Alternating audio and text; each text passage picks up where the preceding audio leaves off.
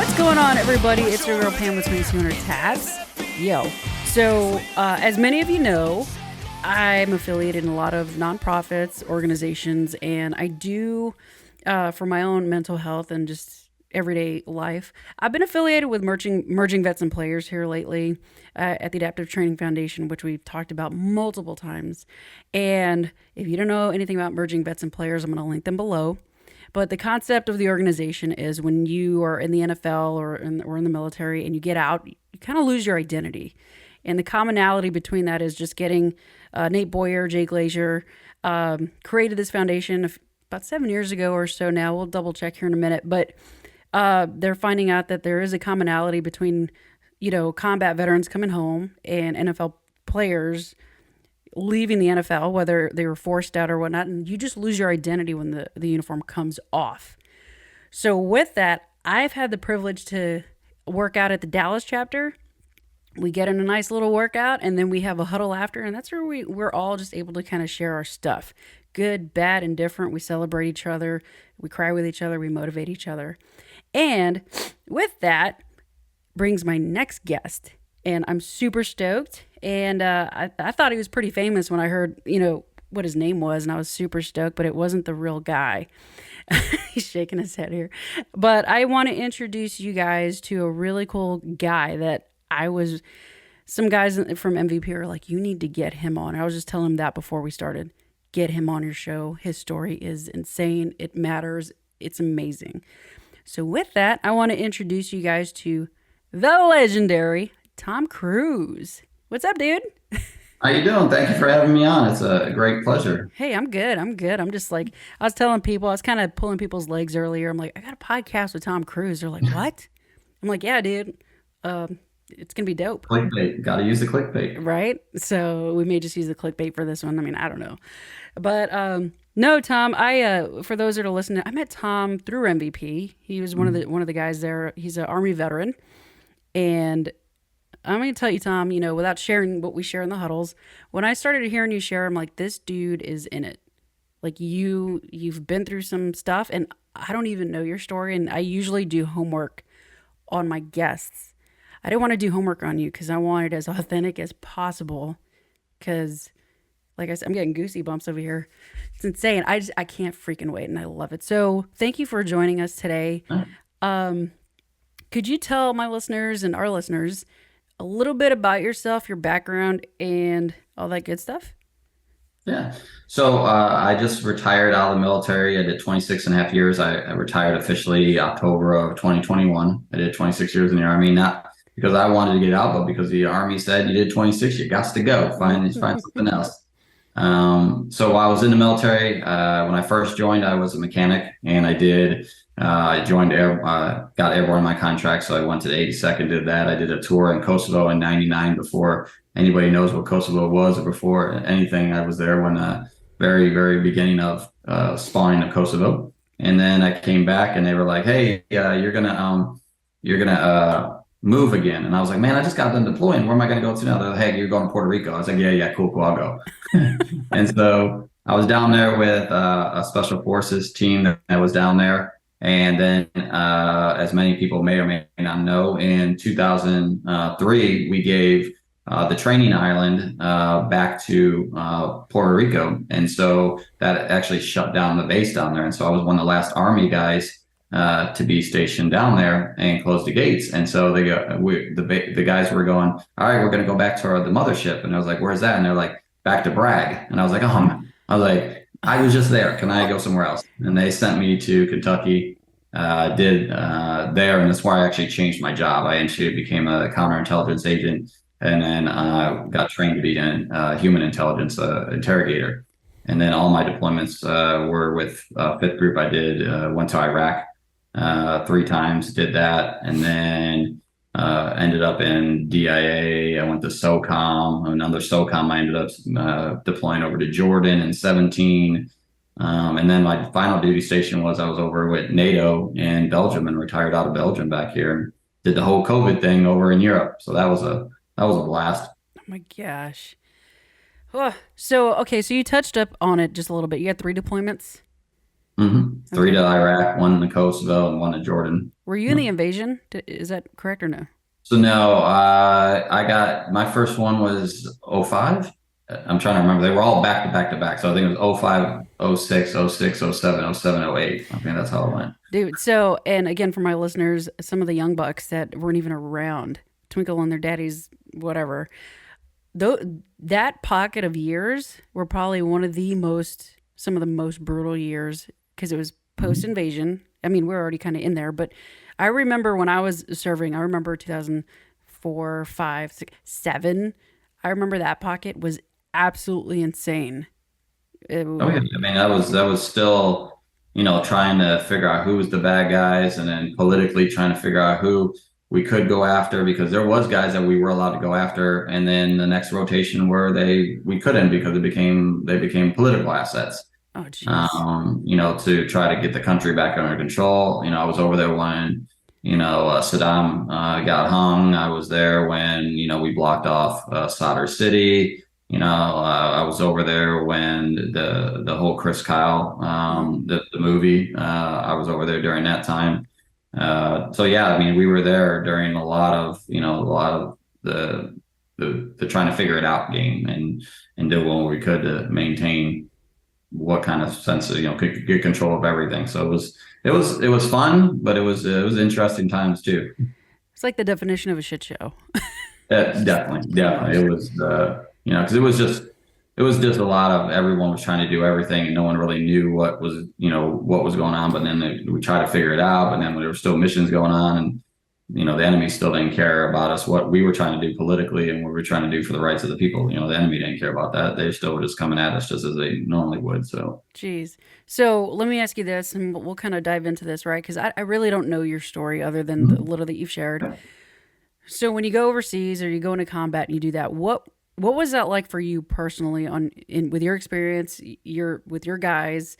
What, because you hear these stories, oh, I lost so and so, I lost so and so, I had this, I did this, I did that, I'm okay. Just all these random stories.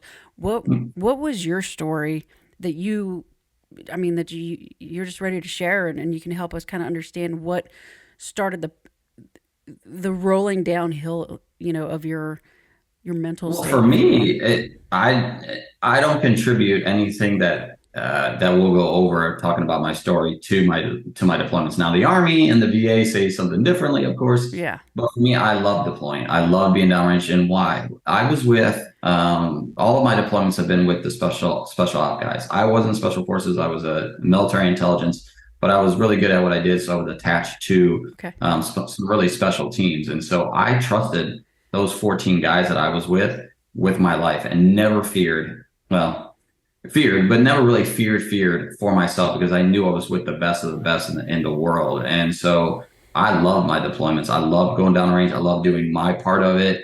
I love because I always, there was always that understanding. They do what they do, Yeah. and I do what I do, and all of us were in it to get each other home and do what we're doing against very bad people.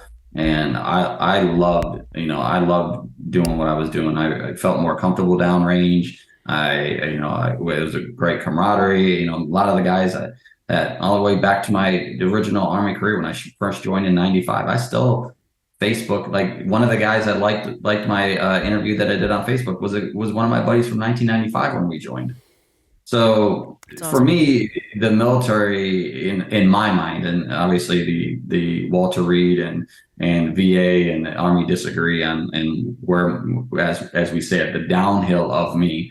But for me, I loved it. I loved it. I loved all my deployments again, just because of who I was with. Hmm. I understand different people are with different sections Yeah. and different parts of the big army, or they didn't get to see too much, or they saw way too much. Um, I compartmentalized that because I was pre 9/11, right? Mm, So I was too busy always training, guarding trees, sitting in foxhole that didn't matter. I was at JRGC and NTC when it didn't make a difference. We were out there just doing whatever, whatever. And now taking all of that and being able to use that training and finally go use it, it was something for us the older generation of the military was like, we're actually utilizing our skills. We're actually out there training. We're actually being able to be leaders and mm, guide through. So for me, I just have, I guess, a different outlook. Did we lose people? Yes. But I understand when I signed up for the military, that's part it's of part it. of it. War is war. and I've seen a lot of stuff, and I've seen, I've been around a lot of things, and has it affected me? Sure. But I think I've tried to compartmentalize going, hey, this is my job. This is what I was doing for the country. We brought, everyone back that we could. And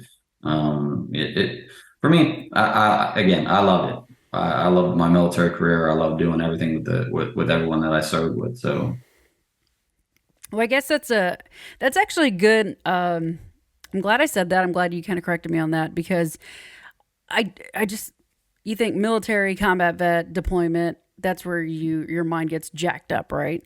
So I'm glad yeah. because I told you I don't know your story, but that right there just shows me like, hey, and it shows the listeners that it's not always combat oriented stuff or law enforcement or things that we stereotype that's going to really mess with you, you know? Well, from the same aspect too is uh, it's not always so. When we get into my story, some people then go, "Oh, it's because of your childhood. Then you were abused, or you had bad parents, or Right. you had one parent, and all that." And that's not true either. So, for Some me kids, yeah. personally, I had, I had a mom and a dad. They were awesome. I was the one. They dropped out of high school to have me. Mm. And so I tell my two brothers all the time, like they were by accident. I was on purpose. Um, but I have two younger Oh, brothers, and so I'm the first one to get through high school, first one to go to college, first one yeah. to join the military and do all that stuff. And I was never abused as a child. My mother and father were loving, loving, and we never. They did get divorced, and it did divide my family, but we never saw that fighting. Like they kept a lot of it behind closed doors, so we never really saw it. And when they did get divorced, we were all teenagers, higher level teenagers, Yeah. and yeah, we were shocked, and it hurt our family. But that wasn't, that again. All those some other things when people are like, oh, well, this is why you're messed up, or this is, you had no, my parents did everything they could do. We had a very good neighborhood, good schools, all of us are academic scholars, all of us finished very high in our schooling and all that stuff. So, and again, we had great, my dad was because my dad had me when he was 19 and my mom was like 16, 17. So my dad played Mm. basketball tournaments with me, football tournaments with me. My mom was the stay at home. She cooked, cleaned, provided. So that's another thing that kind of gets stereotypical once I started sharing my story. I was like, oh, well, let's talk about your family and like maybe your Yeah. childhood was screwed up. Yeah. I'm Yeah. like, Yeah. no, I don't think it's screwed up. Dude, there's a lot of similarities already between you and me. Like seriously, like my mom was 16 and my dad was 18, my bio dad. Um, Whoa. And guys and listeners, I'm telling you, I'm going to hang on to my seat today because that's why I didn't want to learn about your background. I just knew I trusted you. I trusted where you're at today because of how you show up as a man and a veteran and a brother in those walls that we train in. I was like, let's freaking do it. Yeah, So, with that, why don't we dive in and just kind of yeah, let us know what you got? And God, yeah. do I need to grab tissues or anything? You let me know. Like, It's up to you. It's certain parts, will get you, and you're lucky you have me because if you would have, once we go into it, if you would have my wife or son on here with me, then you wouldn't need the tissues more. I'm more of a, I'll give it to you more in a military police type report, whereas they would make you cry. either way, just go from your heart. I'm all yours, man. This floor is yours, dude. So, I was being groomed. Had a very great military career. I was doing great things, doing all over, and I ended up going to a unit in Maryland, and I had a lot of things going on. Now that I look back at it, I had a lot of things going on in my personal life. Right, I was going through a very bad divorce. It didn't turn out nice. I was having issues with my actual family, my parents and stuff, and so. I had a lot of things going on. And for me, nobody's ever asked Tom how Tom feels. Tom was always the leader. I've been in, I started becoming a leader in 1998, like 4 years, 98, 99, became a leader. So I automatically had troops under me and all this. So people have always come to me. I've never had an outlet of being able to go to anybody to ask for help. And because of who I was with and what I worked with, that really wasn't a thing back then. It really wasn't going to go get help, wasn't because I was the only guy on these special teams that did my job, right? So it was like I could never really get help. And when I was home, I was getting getting trained up to go for the next appointment. So getting help, I had that mentality that wasn't for me. That was for other people. That wasn't, that were weaker than me and mentally and all that stuff. So like, I never go get it. Well, now we talk about 3 November 2010. I come home, and I end up went and picked up my fiance, and for the rest of the time we'll just call her my wife because she is my wife currently. And and so I pick her up from work, and it's late at night, and I snap. So the things that I'm going to tell you now is I don't remember much of that night, and the parts that I do are not good. So basically, pick her up, I snap. I take all of our electronics, I take our gun, I take, computers, everything. I go to a location I don't remember, and I write a suicide letter, suicide emails and text messages. And then I end up coming back to the house. And so this is where the story is, because what I remember is the next thing I remember is trying to break into my own home, then finally getting into my home somehow, and then meeting my wife upstairs, and she was already in bed, and telling her to get out of bed, that I was going to kill the both of us. She said that we actually met. She waited for me to come home. We actually met on the second level. So it was a 3-story house. She met me on the second level and said, "Hey, what's going on?" And I was like, I continued to argue. And then she's like, "Well, we're just going to sleep it off. We'll talk about it in the morning." And I said, "No, we weren't done." And then that's when we went upstairs, and I told her that, I was going to kill us both. And I actually barricaded us in. I held her hostage, and said, this is it. We're both going to die right here. And so she, at this point, is now, trying to talk me down, and sees that, I'm not myself, and trying to get me to snap out of it and do all this. And then about a couple hours into it, people started calling me and texting me that they'd received in the middle of the night. So this is midnight that I start this. And so this is about 2 or 3 people are starting to, call and stuff. And everybody that called me, I don't fault them. They were trying to say what they thought they could say to calm the situation. Mm-hmm. But how I was receiving those messages was not what I needed. I kept hearing things like, "Why are you doing this? Why are you doing this to us? Think of your kids, do this, do this." It was all about telling me what I needed to do, not, "Tom, what do you need?" And so it was making me angrier. And so now my wife had to sit there and try to de-escalate not only me, who she could see me getting angrier, but now tell the people on the phone, "Hey, stop, you're making it worse." And again, I don't fault people on the other side, because they were saying what they thought they could say because they knew me, and they thought they're not trained in it. And I'm the last person ever in the world. Even if you ask them to this day, that think that would happen, right? And so they're trying to sit there and talk me down, and each one would hang up, and she would sit there and be trying to calm me down. She'd get me to calm down. I'd be threatening, and and she was like, "No," and she'd calm us down. And I do remember people, trying to say things, and I remember them. It become making me angrier, because again, at this time it was what I wanted, what I needed. I needed somebody to hear me. And instead I had people telling me again what it is. So they were almost, in a sense, helping me make my decision, because now they were telling me how much I was a burden to them. They were encouraging me, indirectly, to do what I was going to do, because they weren't listening to me, and it was becoming a pain. And so she was trying to talk us down to us. Now, police did get involved. Obviously, police were called, and they got some information, that wasn't factual. But it, obviously at the time they just, they surround the house, and then they call a negotiator to do this. And now, like I told you, I'm trained, in intelligence. I worked with the best of the best all around the world. So the game. The game, yeah. And so I knew, there's going to be surrounding my house. I knew there was going to be SWAT. I knew there was going to be a truck downstairs. I knew there was going to be no negotiator. I knew my leadership probably was already called, and it was going to be down there in the command truck, and blah, blah, blah, blah. Well, the negotiator, and again, because I wasn't in the right mindset, the negotiator, again, was trying to tell me what was going to happen, what I needed to do, what they were going to do. And I was trying to go, "No, let me talk to somebody else. Let me talk to a leadership. Let me talk to your boss. No, I'm the only one here, and you can only talk to me." And I was like, "No, I know who's down there. I know my leadership's probably in there. I said, let me talk to my therapist. Let me talk to, let me talk to my leadership. Let me talk to somebody else higher than you."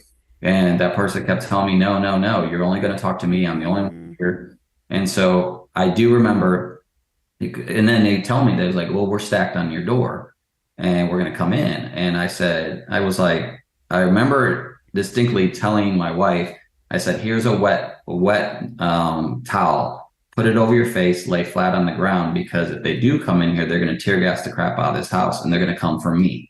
So lay flat so that that they come after me, not you. And then I remember telling the person, I was like, no, you're not going to come in this house because you don't know where I'm at. You don't know the lay of my house. And by the way, I have a hostage, so you're not going to come in here. And I was prepared. Now I was obviously agitated and making me angrier because now I was in the fight or flight. And I already knew the layout of my house. And it would have ended poorly for me, obviously. I know I would have lost. But you come in my front door, it led to a straight stairs that led straight to the room that I was in. So it was a fatal funnel for both sides. Mm-hmm. And so that doesn't help anything, right? And so finally, my wife is listening to all this and she's now talking to the negotiator, trying to get them to calm down, going, you are making them angry. If you just let me talk to them, this will be fine. Yeah. And they were like, no, we got this. And, and they didn't. And so she was going back and forth. And so after, we're talking a couple hours now, hours and hours. It's going back and forth. I do come out of it. I do. And I am like I am right now. And I'm like, oh shit. Like, what is going on? And I'm like, oh, this isn't good. I'm like, I have her, she's bound up. I'm over here. I've got a gun. I've got now police. I was like, what is going on? And so after this, I'm just like, all right. I was like, I told her to go. Unbound her. I was like, hey, leave. Just go. I'm sorry. Go. And I slid against the wall, and I was had the gun still, and she walked by, and the police were telling her, hey, he's letting you leave, get out of the room. And she knew she shouldn't do that. In her own mind, she knew she shouldn't do that because she knew what was going to happen if she left that room. And so instead, what she did was sit right in front of me. So I'm with my knees to my chest. Oh God. With a gun. Wow. On the floor, and she stops in front of me and sits right in front of me, right in front of my face, and says, just talk to me. What is wrong? What is going on? And that was the first time somebody had finally asked me, what did I need? What was wrong with me? How can somebody else help me? And so I am poured. I vomited like everything. I'm just this, and this. Do you remember? I'm going to interrupt you for a minute because what I'm hearing is that you felt like you didn't matter for so long. Mm-hmm. Do you remember what you told her in that moment? What you needed? I told her I don't remember, and I guarantee she would remember. I don't remember. I just remember, just saying, I'm trying to do this. I'm trying to do this. I was going back to bad divorce. I'm trying to deal with my parents of like, my career, and I'm trying to do this, and I'm trying to be better, and I'm trying to be a great father and a great leader, and I'm trying to do all these things. And now I feel like I've lost control because this was the first time in my life that I wasn't in control of everything, and it felt like a failure basically. And so, and for me, my brain obviously just shut down and was like, we're done. Yeah. No, I wanted to kind of tap into that because not only was it your now wife, somebody who you obviously blacked out, you didn't know what the hell you were doing, that when you came out of it, she still saw compassion in you. Like she still gave you that compassion that you so desperately wanted. There was people that actually called that were on the phone with me that thought we were being robbed when they were talking to me. They didn't know that was me. That's how far gone I was. I wasn't even talking like I am right now. Let me ask you this. Were you drinking like drugs or nothing? You just snapped. You were done. So no, not drinking. No, I've never done drugs. Nothing was in my system because obviously, so we talked for a while. I pour all this stuff out to her, and she goes, okay, well, just come out with me. And I promise you, I will follow you to the hospital. I will stay with you. I will stick with you. We'll ride this out. And so she got me to dismantle my gun, put my gun up. We did have a pug. And so I took the little dog because I knew they would bring in their canines and I didn't want their dog to eat my dog. So I put my little dog in the bathroom downstairs. And as we were going outside the door, she knew to hold on to me tight because she thought that I was going to push her out and go back in. Mhm. And so, we go outside and, they take her away and they obviously I got to eat a lot of grass and, and so they separate us and they put us in two different police cars. They take us to two separate hospitals and yeah, they run drug tests, urine, blood, everything. And I'm like I am now. I'm telling the police everything I can remember. I'm saying, this is what I remember. This is where the gun's at. This is what I did. This is what I can remember. Like I'm just transparent. Like, Yeah. and yeah, and there was no drinking, no drugs, no nothing. And when they finally, they were like, and they asked her if she was going to file any charges. She didn't file any charges against me. And they asked me some questions and they searched the house and all I had was the one gun. And they were like, okay, well, since you came out peacefully, we're gonna let you go. And I was like, I don't think this is right. I think there's still something wrong. So I self-referred myself to Walter Reed because I was in Maryland at the time. So I went to like self-referred myself to Walter Reed, checked myself in 6 p.m. That night. And when you go to one of those, if for audience, if you've never been to a facility, addiction, whatever, like you sign paperwork and only when they call there, unless you're on the list of approved by that person, Mhm. they'll say they don't know that you're in there, that you don't exist. Yeah. So I only had one person besides my leadership who had to be on it, but there was only one person allowed to be on that list to know my status, and I was in there, and it was Heather.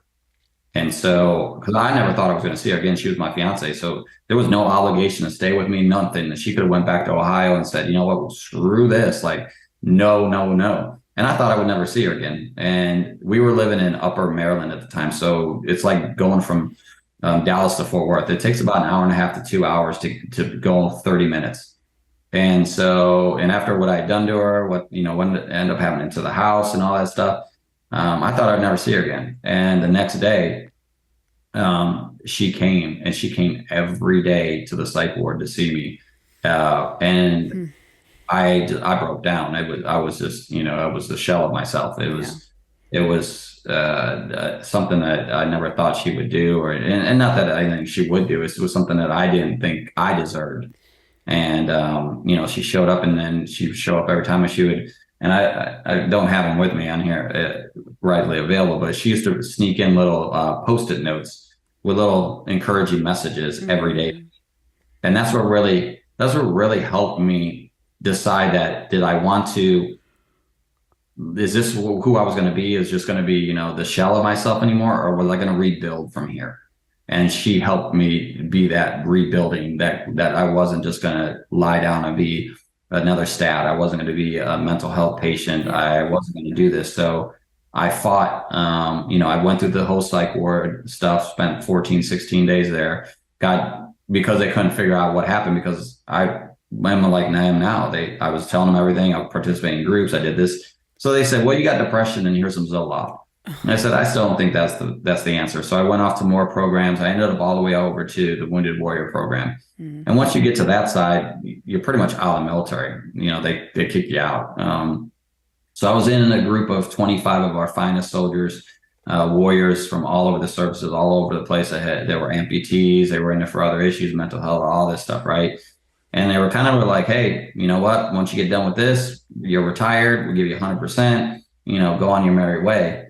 And I didn't think I was done. This was year 16 and of my career, and I was like, you know what? I really don't believe I'm done. I think I could still be an asset. I just need to figure out what is up, what is wrong with me, or what do I need to fix, or how do I handle myself?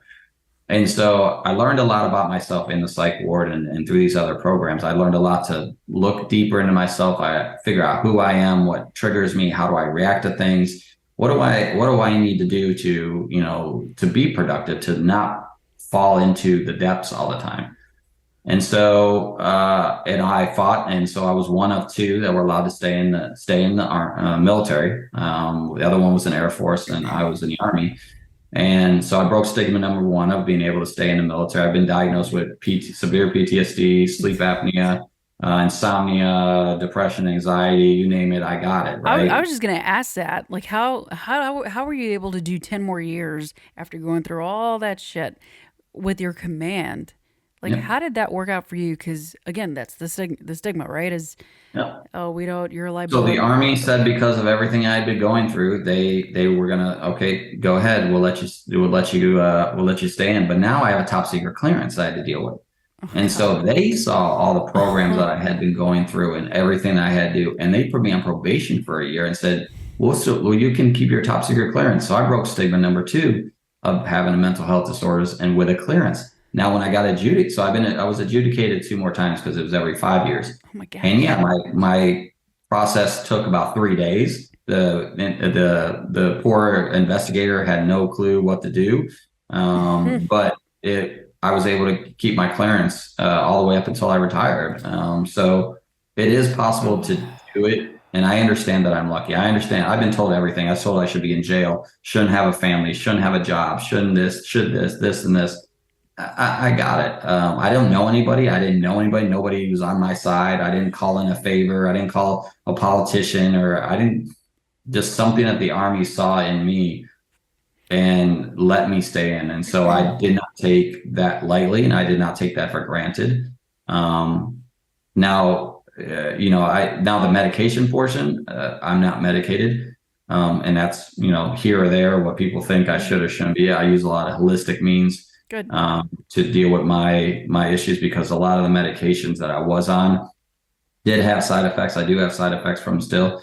And between me and my family, talking about some of the side effects that it was happening to me, decided that maybe that wasn't it. So I had to, and I'm not against medication. Some people do need it. Some people it helps them. What I do believe, though, is to be true is I don't believe the amount or the dosage is what we need. I talk to veterans all over the world about, yeah, maybe you're on 12 bottles of whatever, but what did you like doing before your traumatic incident? Bike riding, reading, writing, art, working on cars, mountain climbing. What'd you like doing? I do believe if we incorporate some of those activities that you do like, I believe the amount of bottles and dosages would be reduced to a bare minimum, that maybe you're on 2 or 3 medications instead of 12. Because what are you doing when you do things that you love? You're resetting your brain and you're going to a happy space. Mm-hmm. So for me, I use photography and video gaming. And people laugh all the time. Oh, why do you do video gaming? Well, I've been video gaming since video gaming come out. And in 2020, I participated in an Army tournament. I was number 1 in Europe and number 2 in the Army in the tournament. Hell yeah.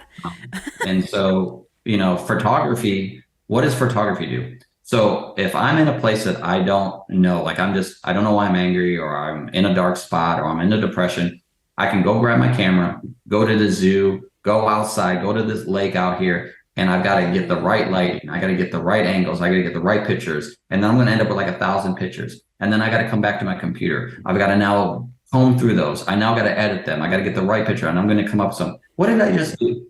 I reset my brain to something that I enjoy doing. So whatever was bugging me before, or whatever hole I was going to possibly go down, Yeah. I'm now out of it because I'm using something that I enjoy doing to reset my brain to focus on something that is enjoyable. So now I don't have to, because our bodies are meant to heal ourselves. Our bodies are just magical. They know how to heal headaches and wounds, and you scratch yourself and you get a cut, your body heals it, right? So our body's meant to heal. Again, not knocking, medications. Some people do need them, and I do believe dosage and thing. But I do believe if we incorporate some of the other things we do enjoy doing, that we can reduce the amount of that stuff. So when I came out of that, and the Army said, "Okay, cool, we're gonna let you back in." I was seeing a great doctor, therapist, psychologist, social workers, all kinds of stuff. And I was sitting in his office, and I had shown him orders. I had just gotten orders coming out of this. Okay, since you're gonna go somewhere now, it was to a unit that was about to deploy. And he goes, hey, so what do you think about that? I said, man, I'm ready. I said, this is cool. Let me deploy. I mean, this is coming out of the psych ward, coming out of the hospital, and then getting orders that I was going to deploy. Hmm. And he's like, you're excited? I said, yeah, man. I was like, I love doing my job. I'm ready. He's like, so right there in front of me, he called the Army and said, Tom will not deploy. And also, I want him stationed near me, and you will not move him until I tell you. What? And I was so angry. I was like, what are you doing? He said, you need to stay here and work on yourself. You should not go right back into a combat environment and be there for, 6, 12, 8, 18 months when you just literally came out of a situation that, you almost took 2 lives. And even though I hated him for that, I understood where he was coming from. And I think that made a big difference in my Army career for him to be able to mentor me more. And I respected him for that. Because if we backtrack 2 years, I had a boss. It was our last deployment, like '08. I think it was '08. We were 1 month out from redeploying, and he was the guy that could go get ice. He had deployed like 15 times, everything, right? And he told me and another guy, hey, can you bring the soldiers back home? He's like, because I gotta get home. I gotta take care of some stuff. And we were like, yeah, we got this, boss. No problem. No worries. Go handle your family business. Well, there was family issues, and he ended up hanging himself. Hmm. And so I had to go from Iraq back there, bury him, come back, bring the troops, basically bring them back home, bury him again. Really messed with my head. So I went and sought help, and I sought help outside. And the help that I got, was I was told I was just grieving, that I wasn't, no big deal and whatever. And so I had told this therapist that I rode my motorcycle, and I was like, I think I'm going to ride my bike into a wall now. Thanks for your help. And they just laughed at me and was like, no, you're grieving. You're fine. You ain't going to do nothing. And so I never sought therapy again, because I said, if that's how they're going to treat me, not understanding the mentality, then I'm not going to seek therapy again. Fast forward 2 years. Now I'm talking to a therapist that I have no choice to talk to. And I respected him because of the way he handled it. Yeah. So what I try to tell veterans, and I try to tell people in general, is I shouldn't have stopped seeking therapy just because that person didn't fit my need. Therapy is just like marriage or anything else. We don't just date one person and go, oh, I'm going to marry you and you're going to be 100 years. Usually you date, you find commonalities, you play the game, and usually you got to find somebody that's your right fit. Therapy is no different. You've got to find that person that you're going to be able to share your deepest, darkest secrets with, but is going to be able to help you. Not one that's going to say, Tom, you're right. The world is mad and you're the best. But one that's going to sit there and be able to put you in check and keep you balanced and keep you on the right path. And because I didn't have that at where I needed it, and I ended up getting it after the fact, I think helped me a lot more. So I always tell people, even if you've had a bad experience with a therapist or social worker or whatever, doctor, whatever, they're not all like that. Find one that will help you, not be on your side, not boost you up and everything, but one that's going to end up working with you. And that's what this guy did, which really, I think, helped me. So I did get a unit close nearby, and I ended up being in charge now. So they ended up putting me in a leadership position, a higher leadership position. And I was now in charge of soldiers from Maine down to Virginia, about 80 civilians and civilians and soldiers. And so I knew the leadership knew about my story, but I don't know if everyone else knew my story. So I didn't want anybody else to know. I'm sure there was rumors and whatever else, but I wanted my soldiers to love me or hate me for who I was, not for my past. Mm. And so a year into my command, my commander says, Tom, I think you should share your story. And I was like, man, I don't know about that. I don't know how this is going to be taken. And he was like, no, I think you and your wife should share. I said, okay. So this was Suicide Prevention Month 2012. And so I was like, okay, I sat in front of my soldiers and I sat in front of my civilians, all through Zoom and in person. And we opened up, we shared our story. And the outpouring of love and support from them is why I do what I've done for the past 13 years, because they actually came to me and talked about how they gave me love and support, my family. They said, some of them came up and talked about how they needed help, some of their stories they were struggling with. And I was like, maybe this is the reason why the Army let me stay in, that maybe this is what my purpose was was not only to continue to be a good leader, a good soldier, but now maybe I should give back and share my story and be vulnerable. Because again, like I said, I've gotten criticism. I should be in jail. I shouldn't have a family. I shouldn't have a job. Blah blah blah. I get it. I understand that. But maybe this is what my purpose was. This is what I was meant to do. Is to take this horrific, tragic thing that is part of my life and my family's, and make sure nobody else gets to that point again. And that's key. And I heard it recently, and you just said it. It's finding purpose in your story. You know, Yeah. we can sit in it, we can be the victim, we can literally just sit in our shit and be like, woe is hmm me. Or we can take what happened to us, find purpose in it, and give back to those who need to hear it so they know they're not alone and that maybe they can do something different to change their legacies and their families and themselves as people. So hmm I'm glad you said that. And holy crap. Holy crap. This is good. I feel like I'm watching like this really badass movie with Tom Cruise, although there's no such thing because the real Tom Cruise and badass movies don't really jive. But Yes. I love like what you just said, and thank you for that because Mhm. um it's I mean, dude, if you're not sharing your story, you are missing opportunities. Um so thank you for that. But getting back to that real quick, I didn't mean to cut you off, but getting back to that, so you find that purpose. You're starting to share with the soldiers, and then what? So then from there, it just starts growing. People want me to start sharing on the base. They want me to start helping out with resilience programs and all this stuff. And so it just continues to grow and grow. And to the point now, for the past 13 years, we've shared our story everywhere from the White House to the actual VA in DC.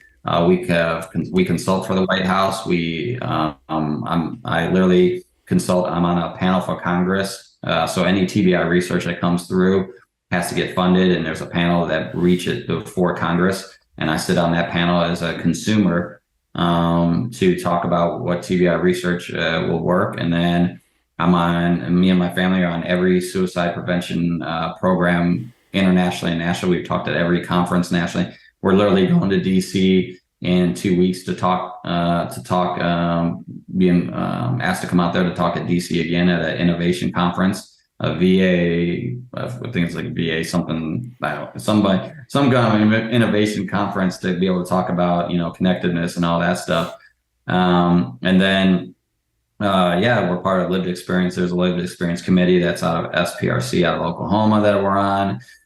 We've been on podcasts and all this stuff. And what makes us unique, everybody always wants to talk to Tom. And that's why I love doing podcasts and I love being on panels and stuff, but I also hate it because I'm not the star of the show. If you ask me, I still live inside my head. I still have dark days. I still have suicide. They don't go away. I'm able to maintain and manage them, but they don't go away. Mm-hmm. If you ask me, I don't want to be on this earth. I could care less if I'm here. It doesn't matter to me. But my wife is the one that has convinced and been my support system and had pulled me from that dark side and pulled me. My son, which we haven't even gotten to talk about him. So we have 7 kids. She has 4. I have 2, and we had 1 together. The funny part about him is when we did get together, so she didn't end up marrying me 2 years later. And so we were like, hey, we got enough kids. And we were like, yeah, cool. So I went and got the procedure done in the military and to not have kids. Yeah. And so I was like, all right, cool. And then she goes, well, we don't have a child together. And I was like, okay. And she's like, but I want one. And I was like, okay. And so that led me, to get the procedure reversed in the military. And so as part of that, you got to get some testing done to make sure everything went right, right? Mm-hmm. And so I get a call from my doctor going, hey, the procedure went well, and, but there's some issues and you may not be able to have children. But keep trying, and, maybe you'll get lucky and you'll have one. So I hung up that phone. My wife and I started laughing because literally we just had come from the doctor's office. She was pregnant. So his first name is Holden, from Holden Caulfield from Catcher in the Rye. Oh. And then his middle name is Chance because we weren't supposed to have him.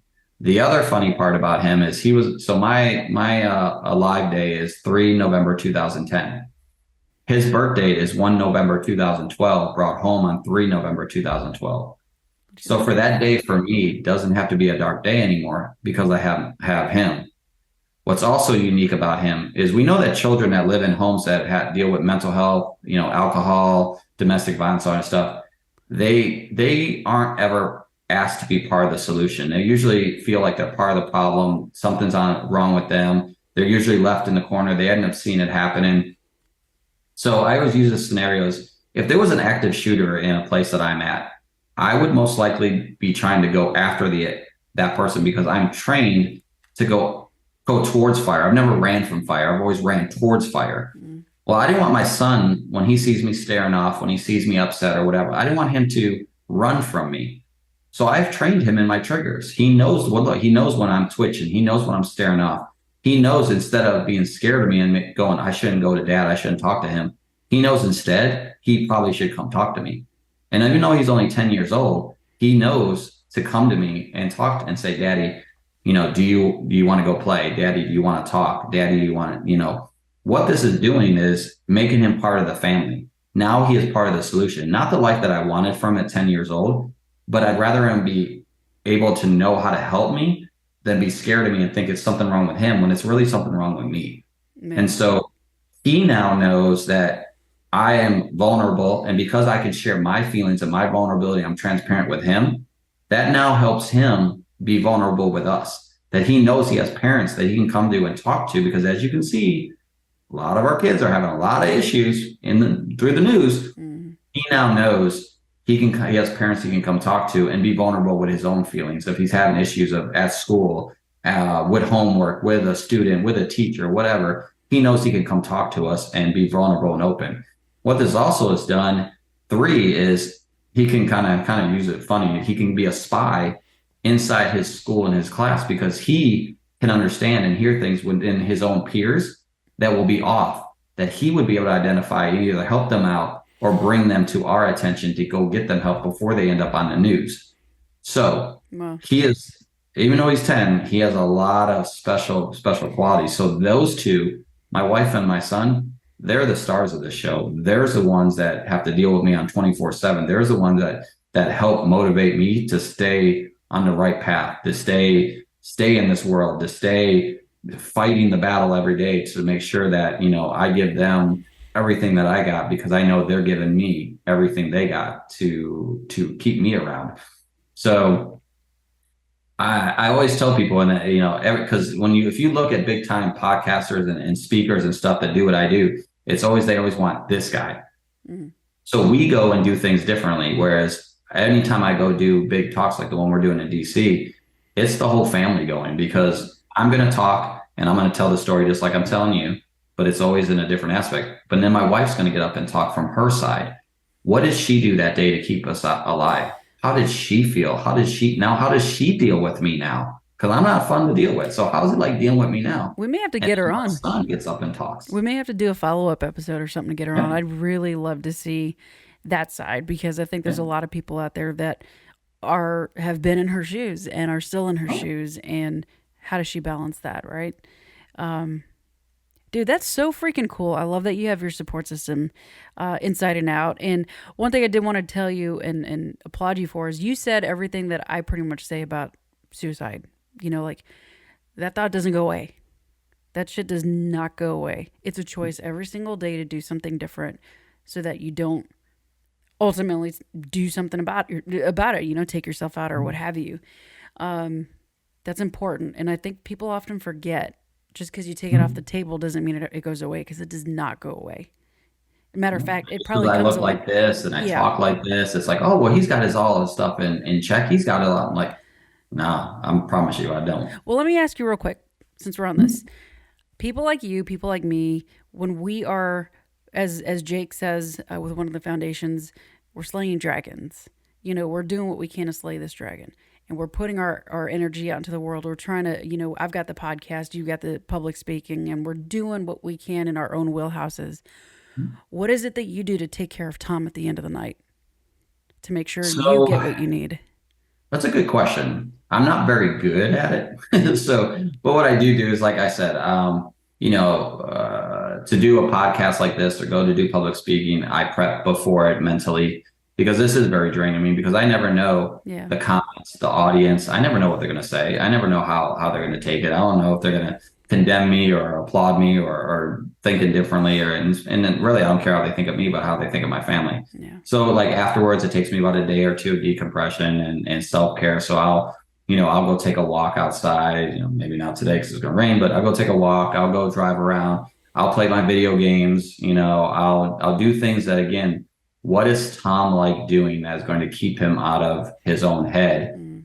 So video gaming, I'll go do photography. Right after this, I'll call my wife and my son because my son just got out of school.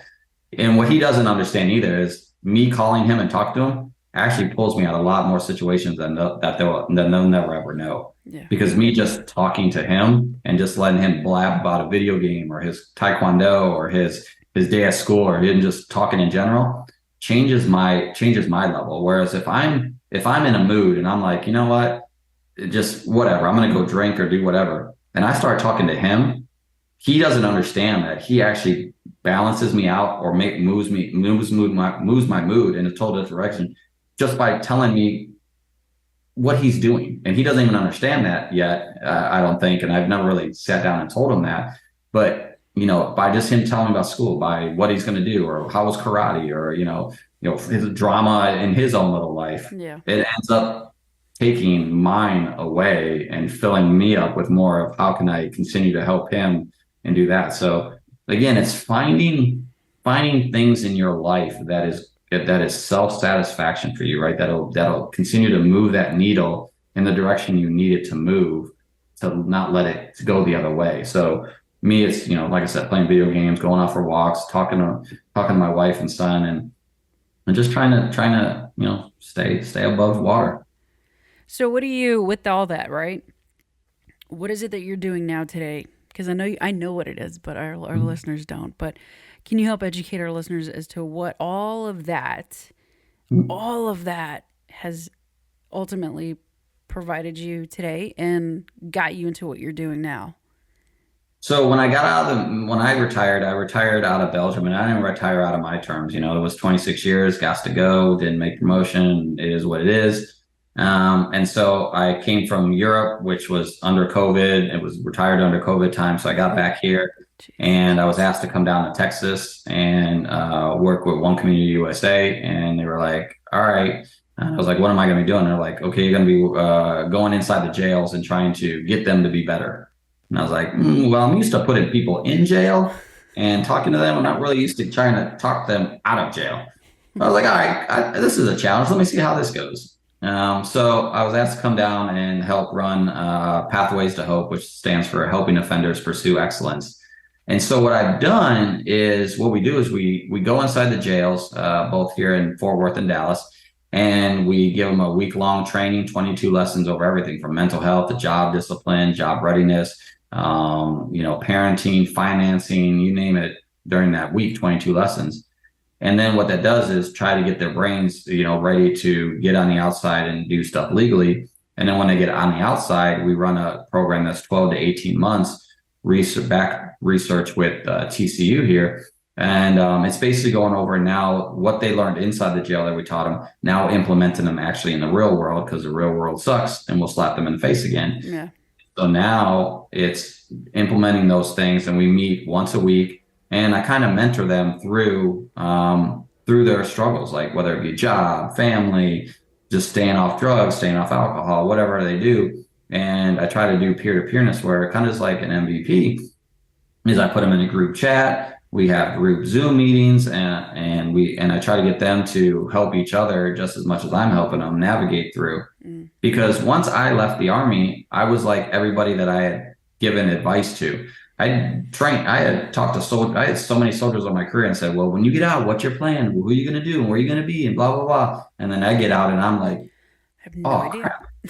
And so MVP for me has really saved me because I didn't have a veteran community. I didn't have people that I knew around here, because I moved straight from Ohio straight to here and didn't know nobody down here. Yeah. And MVP for me is, getting back connected with my brothers and sisters, and then, the extra being able to be around athletes, but the workout and then the camaraderie afterwards and doing the huddle and sharing stories. And again, helping me.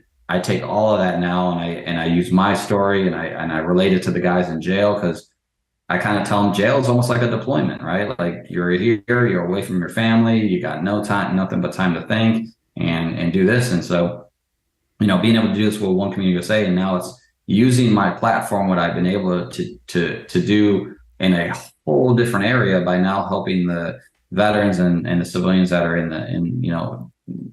the justice system, and just trying to get them to understand there are other ways. Like you can be, yeah, the real world sucks, and being an adult out here is not fun by no means. Yeah. But there are ways to do it legally. There are resources. There are people out there to help you.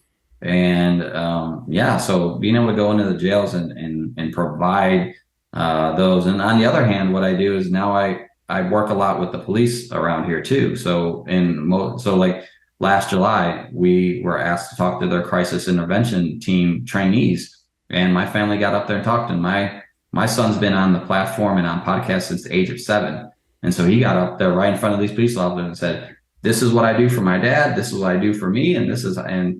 And I try to share that because even though, like I said, I don't live for me, I live because for me, it doesn't matter. But I live for my support system and my son, and whether that right or wrong, people will disagree or whatever, you need to be good with yourself. You need to be, yeah, I got it. But I also got to have a great support system to help encourage the things that I believe about myself. And so I try to tell these guys the same thing is like, you need to do stuff, even if you don't believe you're like, well, screw it, I'm still going to do drugs or alcohol. But how many people are you hurting? Yeah. Because research has showed by one of my good friends, she said, if I would have, if I would have died by suicide, one suicide affects 135 people. It's like a drop in the water. You see the rings go out. That's how many people. Well, these guys in jail or in prison, it's the same thing. You go there, it doesn't just affect your life and hurt your record and hurt your stuff. It hurts all of your family. Because your kids in school are getting told one thing, they're probably hearing things from families. Your family now has to pick up extra jobs, and it's a ripple effect of how many people, communities are hurt. So how do we fix all of that by bringing in? And what's cool, what I do too, is it isn't just Tom going in there and teaching all 22 lessons. I'm not that smart. What I do is I go and get community people because I want the community to see some of these guys are some of the most smartest people you ever meet. But they just had it wrong. They went down the wrong path. And I want the guys in the jail to see that the community actually does want them to be better and will hold them to a standard and want them to do it. So I'm bridging the community and the guys in the jails to hopefully that they help each other when they get out and make a stronger community, help our youth not get back in, not do the same mistakes, and actually become, better citizens in the community than some of their own community members. Because they've been there, they've seen it, they've seen the worst, and they've overcome it, just like we have, from some of the struggles that we do. So it's really no different than, the service member stuff. It's just it's a different realm. Yeah, and at the end of the day, we're just people that are hurting. Doesn't matter if you served or you didn't. And I tell people like this is the pandemic, mental health. And no matter what you see on the news, no matter, you can slice it sideways, up and down, however you want to. It's always going to come back to the mental health aspect. Always. Oh. I would even venture to say 100%. Pretty damn close. And, I find it fascinating because we're talking about the ripple effects with the family. And I do a lot of research myself, and there's been studies, and it's like, hey, man, if you as a parent choose to commit suicide, you give your children permission to do the very same thing when they grow up. And it's scary. So I work with an organization called TAPS, the Tragic Assistance Program for Suicide Survivors. Yeah. Because, again, I go back to, it doesn't matter what I would have done to myself, and I understand what I could have done to my wife, right? But she's another adult. But what I never put into perspective is what would I have done to our 6 kids before Holden, right? Mm-hmm. What would I have done to them? So what I went and did, like you do, so you do research, I took it a step further and actually went and said, okay, there's an organization that is actually set up for children that have lost a parent or service member or somebody to suicide. So I put myself in a vulnerable spot where I said, you know what? I'm going to go volunteer and mentor for this group. And I said, you know what? I'm going to pick the age groups of the middle of my children. Wow. And so the first time I went and did this, I went and got it was like a 10-year-old group. And the stories that I heard about how they're treated at home, how they're treated at school, how they believe that they were the problem, how society treats them, how they have no outlets, how they weren't allowed to cry, or if they do cry, they're told not to cry. At that young age, for somebody else's actions, it hurt me. And you spend 3 days with these kids, right? And you see them transforming and how they do it. And for me, Wow. being where I came from, it totally gave me a whole new shift of, again, I hate when people say, well, stay alive for children or stay alive for people like, your support system. It's not that simple. If you have the ideations like we are, it is hard to fight off the things that we're Yeah. battling all the time and to sit there and say, well, just do it for somebody else. That's not a legitimate reason to say don't do it. Yeah. What I'm trying to say is really look at everything around, right? And do play into what would happen in that, right? Because I've talked to a lot of veterans. I've stopped a lot of suicides through social media and phone calls, and I'm very, very cautious when I'm talking to them. I don't sit there and talk to the veteran that's either, under the influence, alcohol or not, or just had a breakdown and go, well, you know what? You should stay alive because you got a wife and an awesome kids. Because I don't know if before he called or before I got a hold of him, that the kid is the problem, that the spouse is the problem, that something that they've done is triggered. Because what I could have done is just said, you know what? No, they are the problem, and hang up and do what they need to do. So I've got to play the angle of I've got to let them talk and find out. As an human intelligence collector and interrogator, I've got to wait to ask questions until someone gives me enough information to use it against them. Hmm. So I've got to use what they're doing, because if I say one thing, I could potentially tip it the wrong way, because society is going to say, just like the people that want to say, well, Tom, it's because you had a bad childhood, or Tom, it's because you saw what you saw downrange. Maybe, maybe not, but in my frontal, what I'm thinking is, I loved what I did. I did what I did. I don't regret anything I ever did, and I had a great childhood up into till my parents split up. So really, I wasn't beaten. I had a good childhood. Divorce is divorce. Yeah, it destroyed my family, but I mean, it wasn't abusive. So I have to look at it and be careful how I tell people to continue on fighting every day, because I don't know what the history behind Right. who they're at, and it could be something that is we try to say, well, stay alive for them. And so I went and did that, and it was life changing for me to think. And again, for me personally, it's another way for me to help deal with my stuff. Is I look back at all those kids that I mentored. I go back every time they do this. I've done it. I don't know, almost 10 years. I think I've done it now. I keep going back to this, and I get a new batch of kids, and I'm just like, it hurts me, and I'm trying to. So I look at my kids, and I look, again, how am I going to continue to be here and support them to do it? But I don't like to use it where it's a tool to keep somebody alive, because it Right. could be just another burden. Yeah, but and then full circle moment, right? It all goes back to that question that your wife asked you in that moment. What do you Hmm. need? Yep. That right there, that one little question can kind of just wipe away all the like, what do I ask? How do I ask it? What do they, do I don't, am I going to say the right thing? No, no, no. How about we just quiet everything out and just ask them that one question? What do you need? Yeah, Like, you'll have to ask her. She coined a phrase, because she said it was, and I'm not going to do it justice. You'll have to ask her. She says we listen to speak more than we listen to listen, or something like that, right? It's because we're always trying to jump and help somebody instead of holding back and just listening and letting that come out. We're always, because we're in human nature, is to, you say something and I'm like, oh, I've had that. Let me help you. This is how you fix it. Instead of letting somebody all just spit it out. And then sometimes people just need to have listen more than they need to react. yeah. And that, I So, mean, that goes back to yelling at people. People yell because they want to be heard. yep. It's all the same thing.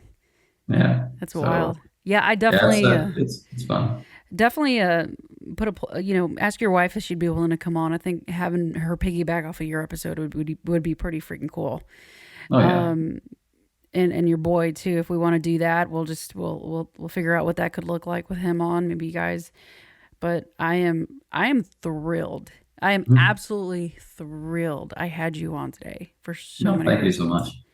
Yeah, no, you didn't hold back. I'm just here like a little puppy dog, just you see the puppy dog and they have like a vision of Hmm. a bone and they're drooling over it because they're just, oh my God. That's how I feel right now, just like listening to your story and wow, just freaking wow. That's pretty damn dope. But Hey, you got a good story too. Well, I love listening to you in the huddle thank you. and just, I don't, well, we've only known each other like really for like a month or A so, few but months, the if impact that. you bring to MVP and the impact you bring to the group and both, on the physical side and on the mental side, talking to stuff, it's been huge. Thank you so much for what you do and with the podcast and bringing it out. And, you're amazing too. So Absolutely. Well, thank you. Thank you for you know, that. even It's if you're a Coast Guard, still love you. if I'm a what? Even if you're a Coast Guard, I still love Oh, you. Jesus Christ. Here we go. Oh, the back and forth banter. We Oh my love you. God. We still love you though. I know. I know. Hey, real quick before we Yeah. sign off, there's something I do want to talk about real quick Hmm? because you presented the opportunity for me, and I think it's important that we talk about this Yeah. before we let you go for the day and for good right now. We were talking about locking up weapons and having maybe a safety plan in place and all that good Mhm. stuff.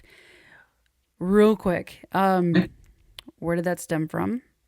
And what's the passion behind it and sharing this mission with like me? So I don't know if I can do it quickly, but I'll try. So I it mean, we have stems all the time in the from world. someone asked me to be ad counsel.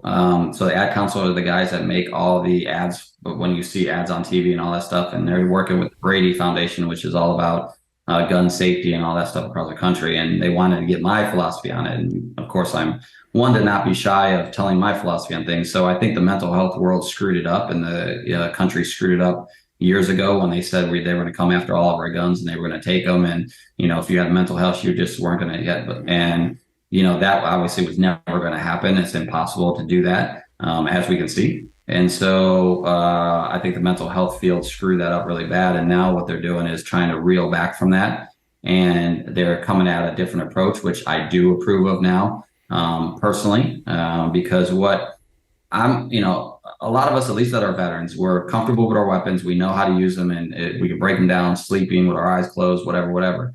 And I used to be like that. My weapon was a Sig Sauer that didn't have a safety. I used to have it magazine loaded up, one in the chamber with hollow tips, and it used to be by my bedstand. Why? Because I'm very super comfortable. My children are comfortable knowing, they're military brats. It's not stranger to weapons, and so I was always comfortable. But now that after my incident, after my event, who's the biggest enemy in the house now? Is it an intruder? It's me. I'm the biggest threat now.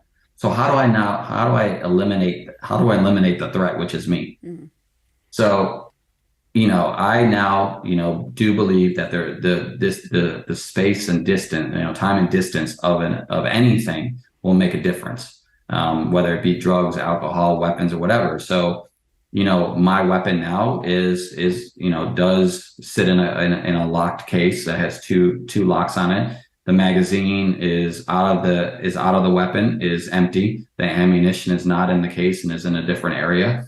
Does it suck to have my weapon, that inaccessible to me, and that now, it'll take a lot longer to get my weapon out and put it back together?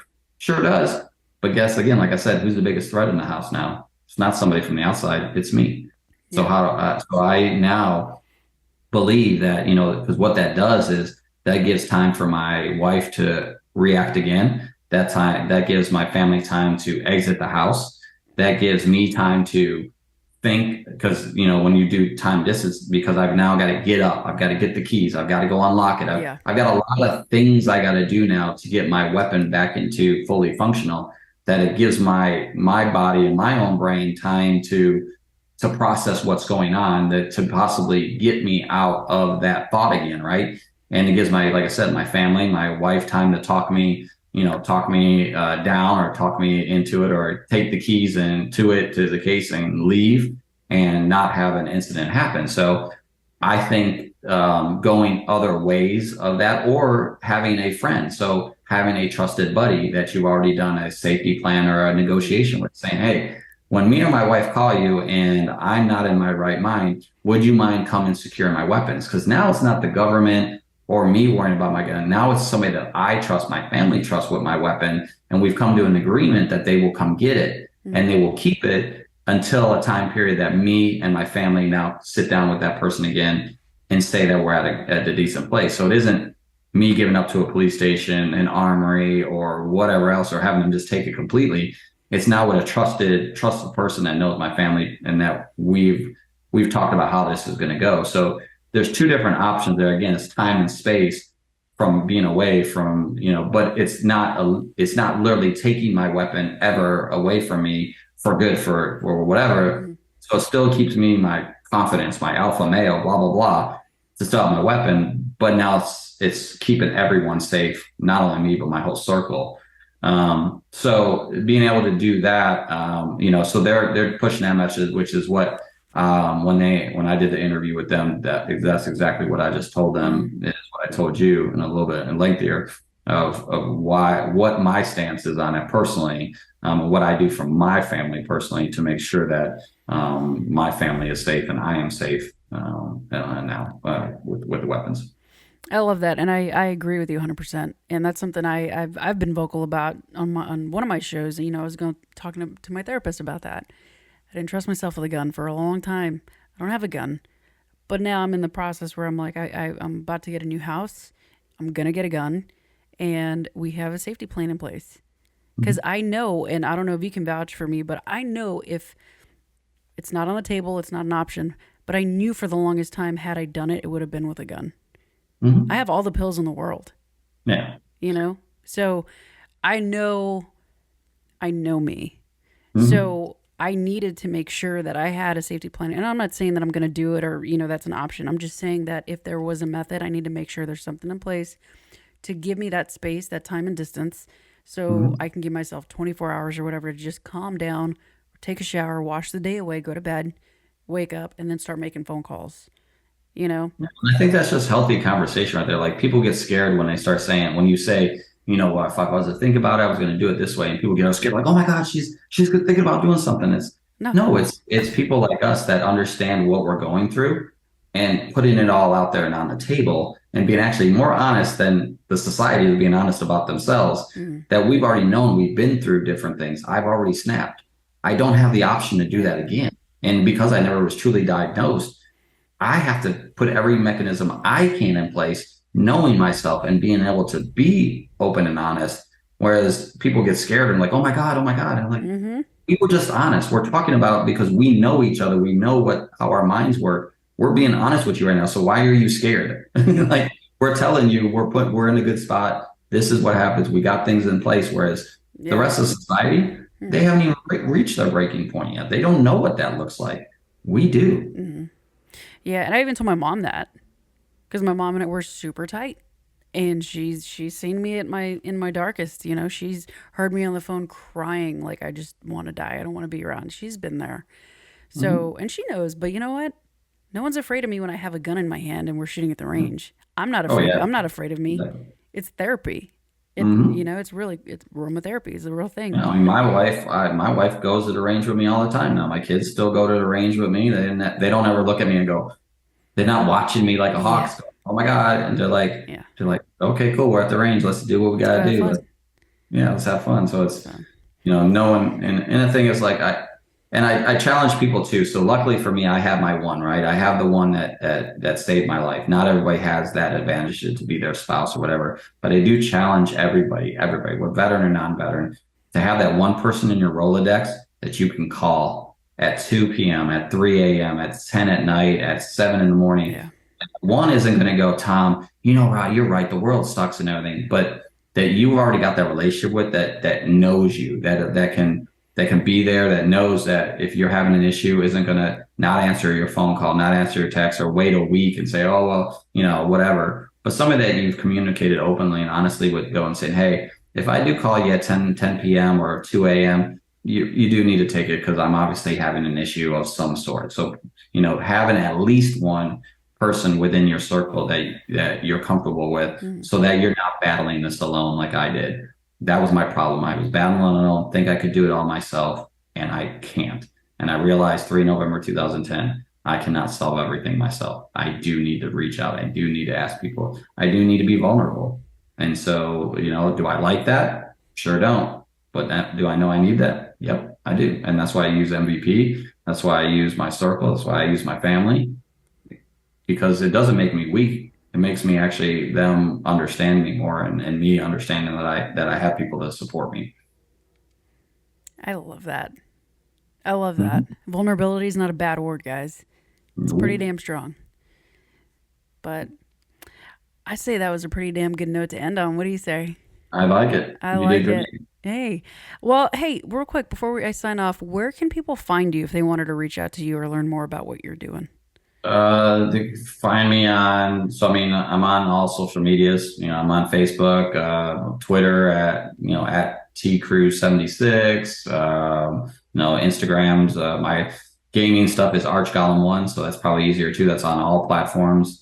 Under One Community USA. I'm all over that webpage too. So yeah, hit me up anywhere you guys need to, and get with Pam, or get with Pam, and she knows how to get a hold of me. So Yeah, totally. And I'm gonna link everything you just said. I'm gonna link everything down below or in the show notes for the podcasters so they can go in find and me at MVP on Tuesdays at 6 to 9. yeah, at the Adaptive Training Foundation in Carrollton, Texas. Come on, guys. But no, I thank you, Tom, for reaching out and wanting to come on. I think this is one of the most impactful stories I've had in a very long time, and they're all pretty damn impactful. Mhm. But this one, Everyone's got a story, and it's the more people. Then the thing is, the more people we can get come out and be vulnerable, like me. Like I said, I get a lot of criticism, and I got it.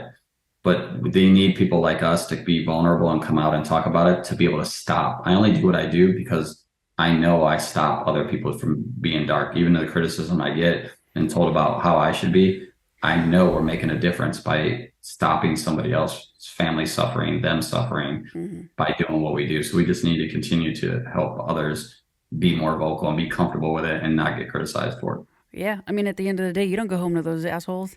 it. You go home to the people that love you, Yep, and yep. that's how I kind of like to live life, you know. Love But it. yeah, I mean, no, thank you again. And like I said, I'll put everything in the comments below and in the show notes. And guys, I'm gonna sign off with you real quick, Tom. Just hang on. I'm gonna sign off with my amazing listeners. But yeah, so there you had it. I had one of the coolest and probably the most badass Tom Cruise out on this planet. So, guys, man, shoot, if you stayed with us this long, thank you so very much. You know what to do. Subscribe, do all the other stuff that makes you YouTube famous. Get ready for more content, and maybe Tom's wife on the next episode. Let's see. But until then, we love you guys. Thank you guys. And we'll see you soon.